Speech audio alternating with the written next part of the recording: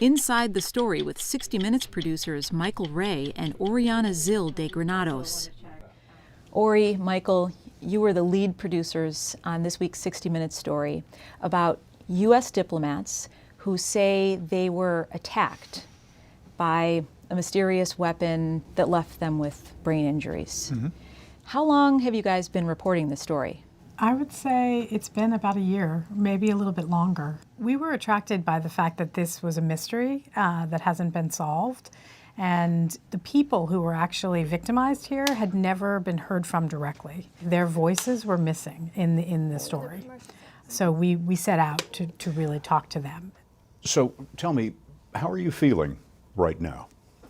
I'm not feeling well, not at all. I'm nauseous, dizzy, I have a headache. My equilibrium is a bit off. Strong nausea and headache and dizziness. You have trouble retrieving words? I do, yeah, significant trouble. So debilitating that it feels like your head is being split open. So debilitating that I couldn't sleep. I was thinking, what is wrong with me? Something's wrong. How did the story change for you once you heard it from the people who experienced it? It went from being a sort of James Bond spy thriller to being actual victims, people who were really hurt, children who were hurt. That's some of the reporting that was most interesting to us, is we didn't realize how many children of diplomats were affected by this. You believe that someone in the room above you was using some kind of a weapon to attack your family in the hotel room below. I do. And that they specifically targeted your children in their beds. Yes, I do. And could there be a cause that none of us have even considered yet? Yes. Sure. Absolutely. You're reporting on something that's invisible. Were there moments where you had doubts about what you were hearing?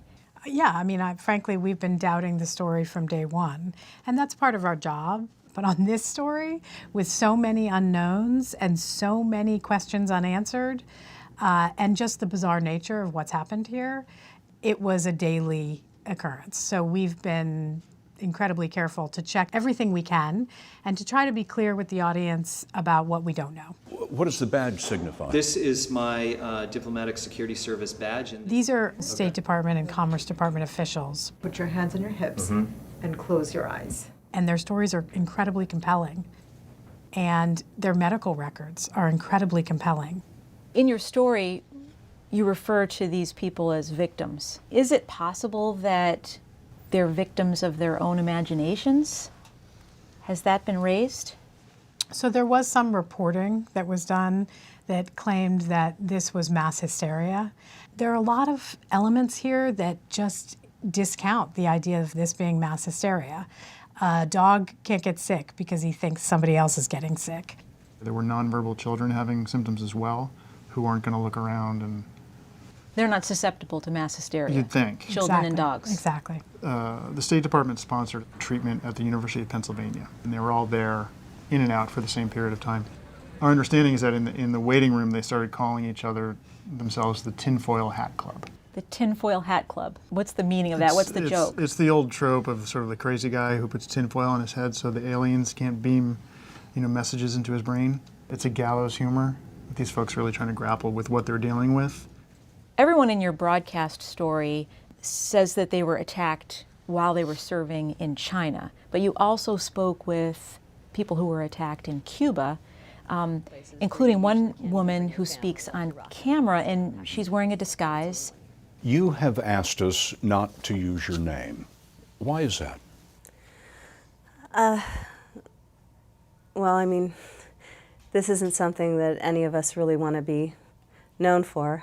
She is the first victim from Cuba, a diplomat, to go on camera to tell her story. There was an amazing pressure in my head, also pain, and it was almost paralyzing for a moment. I don't know if that was... The way she describes the attack is very important because it matches so closely to some of the other stories we've heard. And then you start... Yeah. It starts looking like a pattern. Yeah, correct. There's definitely a pattern. You've been concerned about keeping your identity out of this. So I wonder, why did you sit down to speak with us at all? I really want our story to be told. I want America to know what happened to their diplomats serving overseas. And I want people who were injured in these events to come forward if they haven't come forward before, because treatment does help with the symptoms, and it's not something that you should have to live with and suffer through alone. So it's important for everyone to hear this.